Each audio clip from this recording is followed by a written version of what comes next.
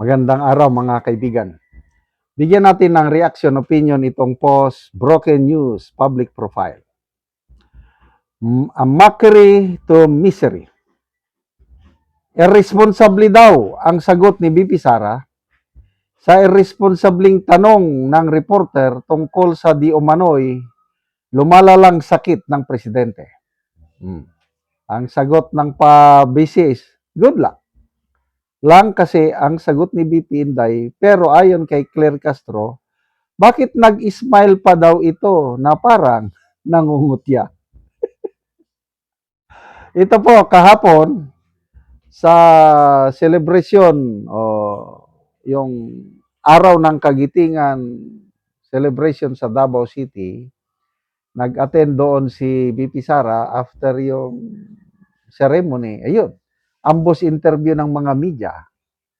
At napanood ko mismo yung interview na, BP, anong masasabi nyo sa balita-balita, di umano, lumalalang sakit ng Pangulong Marcos? Talagang gumanon pa si BP, oh.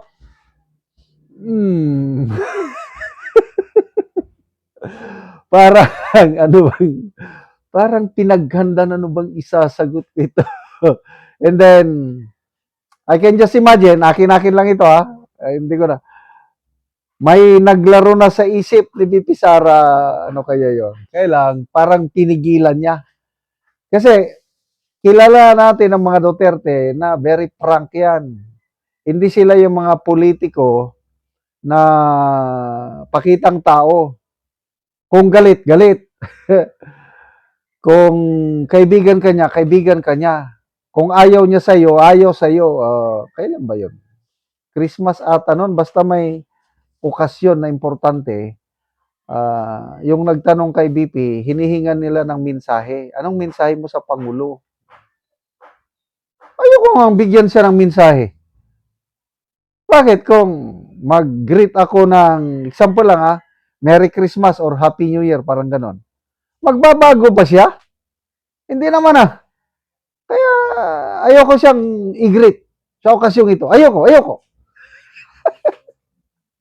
Pagkataray. Yan ang gusto ko kay BP. Hindi siya plastic. Sa mga ordinaryong tao, kahit sino dyan, may napanood akong Facebook reel. Ano lang matanda, traffic enforcer sa, I think sa Davao, na parang kilala niya na. Nung bumaba siya sa sakyan, nakita niya nga, yung expression ni BP Sara nga tuwan-tuwa. Hala, si Manong, nandito ka. Yung traffic enforcer naman, astig, kinuha yung cellphone. Pa-selfie ka agad kay BP Sara. Si BP Sara naman, yung very excited, tuwan-tuwa na nakakita sa traffic enforcer. Ganon ang BP natin. Totoong tao, sa mga ordinaryong tao, kahit hindi niya kilala man, ang mga tao, mayroong isang lugar, hindi ko alam. Dumadaan si BP Sara, kanya-kanyang sigaw. BP, pa-picture, BP, gano'n. Yung dalagita, hindi nakatiis. Tinawag niya, Inday Sara! Inday Sara! Para bang magkakilala o parang ordinaryo lang na tao na, Inday Sara! Nakot ang atensyon ni BP Sara. Pinuntahan niya yung dalaga. Halos hindi makapaniwala yung dalaga na binigyang pansin ni BP yung tawag na tawagin ka lang pangalan mo. Vice Presidente, tatawag ka, Inday Sara! Dinoble, Inday Sara!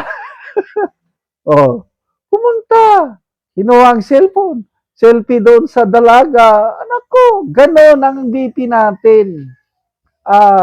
Marunong makisama. Ano pa ba yon? Yung meron siyang pinunta na kindergarten o garden graduation, malilit yung mga bata.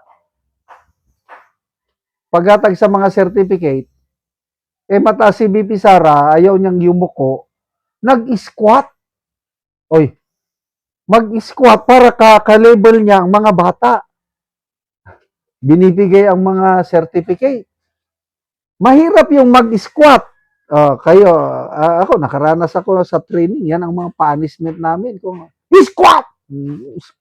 Ang, nanginginig ang dito sa muscle, sa tuhod. Ang tagal na naka-squat si BP, kailang nag enjoy Pamimigay yung mga bata, kinakausap niya yung mga bata.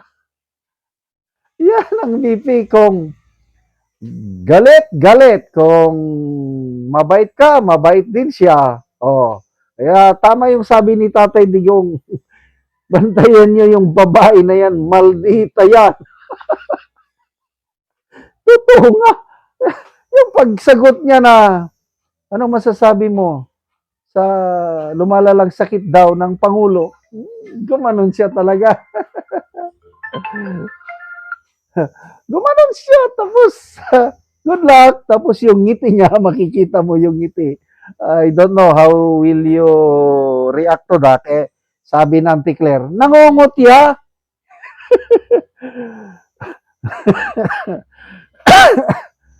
Tumawa pa, nangungutya. Irresponsible yung tanong. Lumalala daw ang sakit ng Pangulo. Kung hindi naman lumalala, edi bakit kayo mapipikon? Kayo kasi, bakit kayo mag-post ng mga video, picture na alatado na recycled? Sino ba yung nag-post ng video na nagtratrabaho daw ang Pangulo? He's in good health. Tapos kasama si late Secretary Juan Ponce Enrile. Sinong hindi magtataka o ma-curious ano ba talaga ang kalagayan ng Pangulo? Isa pang picture. Picture ni dating Executive Secretary Bersamin. Ipinost nila. Malusog ang Pangulo. Nandito. Kaya hindi nyo po masisi ang taong bayan. Bakit mag-speculate? Simple lang naman sana ang what's this? Simple lang ang solusyon doon. Magpakita lang kayo ng official medical bulletin. Karapatan ng taong bayan na malaman ang kalusugan ng Pangulo, Auntie Claire. Kaya para hindi na kayo mapikon sa smile ni BP Sara nangungutya, pwede ba magpalabas na kayo ng official medical bulletin ng Pangulo? Kung pwede lang. Okay, salamat mga kaibigan sa inyong pagsubaybay sa channel na ito.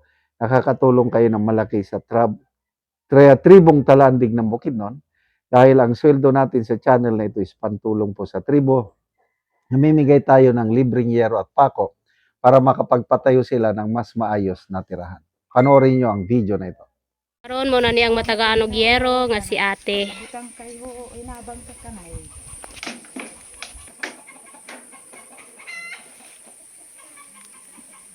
So mao ni ang balay ni ate. So kawayan lang siya. So makita nimo nga natagaan siya og yero. Dako gid akong pasalamat nga nabutan ni atop nga bisag layo ang amua. Dagan sa alamat sa Ginoo.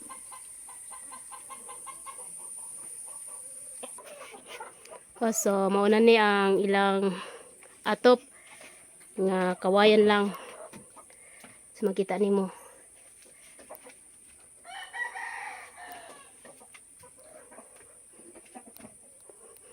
So mo pud ni ang ilang kahimtang ng mga gamit. So kawayan ang atop, kawayan pud ang dingding. So ang salog, so luoy kay sila. So karon ate, unsay imong masulti nga natagaan kag yero nga makaatop na gid ka ug mapulihan na ang imong atop nga kawayan. Salamat sa Ginoo kay naabutan mig atop bisag layo mi. Dagang kaayo salamat sa inyo kay na kaatop na gid mi na ilisan among atop nga luoy sad kaayo. Oo. So pila na ni katuig te? 8. Walo na katuig ang balay ni ate. So kawayan lang siya. So na kay anak te? Naa. So nag-eskwela? Upat isa ra ang gaeskwela. Isa ra. So na ay anak si ate, upat, isa ang nag-eskwela. So, pila na dahil mong edad te? 43. So 43 na ka ate. So, nganong kawayan man ang inyong kuante? Atop. Di manggod ka hampudan sa among paniguro kay O tungod sa inyong kalisod te, kutobra sa pagkaon ng inyong makwartahan. So, panguma lang ang inyong kuante. among Paningkamot. panginabuhi. Oo. So, si ate, panguma lang ang ilang kuan. Salamat to Ginoo sa nakatadaw video. Salamat kaayo te. Salamat.